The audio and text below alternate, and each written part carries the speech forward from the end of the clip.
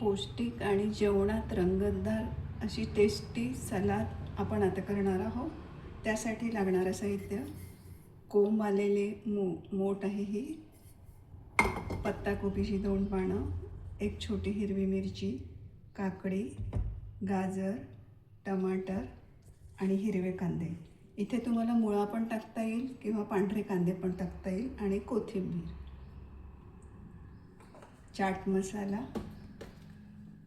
मीठ,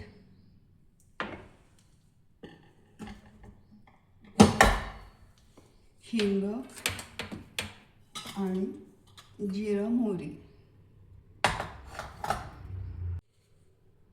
सलाद तयार करण्यासाठी कोंब आलेली मोठ 2 पत्ताकोबीचे पानं बारीक चिरलेले आहे, नंतर हिरवा कांदा, अर्धी काकडी बारीक चिरलेली आहे, एक छोटीशी लहान मिरची बारीक चिरलेली आहे, एक गाजर, अर्धा गाजर आणि एक टोमॅटो।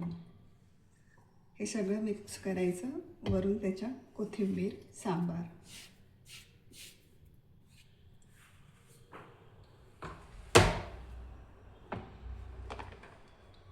ह्या छोट्या चम्मचने मीठ टाकायचं, अर्धा चम्मच मीठ,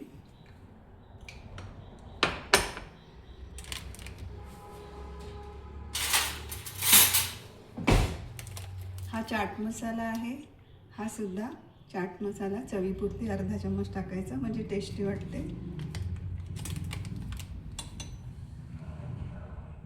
आणि हे सगळं याच्यामध्ये टाकायचं। अजून दही, घरी तयार केलेलं दही आहे, त्याच्यामुळे आंबट नाही आहे जास्ती। हे दही 2 चम्मच टाकायचं, 3 चम्मचही टाकलं तरी चालते।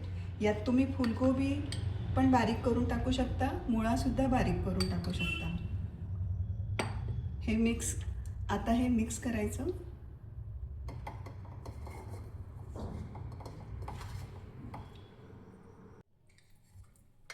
या सलादला आता आपल्याला हिंगाचा तडका देता आहे, हिंग आणि कढीपत्त्याचा तडका द्यायचा आहे। त्यासाठी आपण या पॉटमध्ये तेल गरम करणार आहोत। या चम्मचने फक्त अर्धा चम्मचच तेल टाकायचं, अर्धा किंवा 1 चम्मच। तेल तापलेलं आहे, आता यात टाकायची मोहरी, जिरं,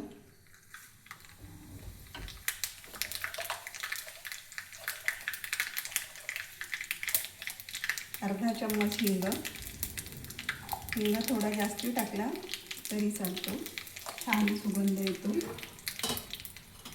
यात टाकायची हळद, अर्धा चम्मच, आणि हा छोटा चिरलेला कढीपत्ता।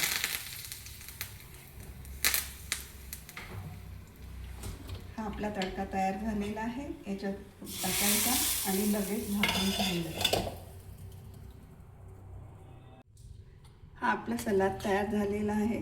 आज मी मोठ टाकलेली आहे, एक दिवस मोठ टाकते तर एक दिवस मूग टाकते। मुगाला सुद्धा कोंब आलेली, आणि हे पौष्टिक असते। याच्यामध्ये तुम्हाला पाहिजे तर तुम्ही हनीसुद्धा टाकू शकता, आणि घरचं दही असल्यामुळे बाधत नाही, चविष्ट आणि जेवणातसुद्धा टेस्ट येते।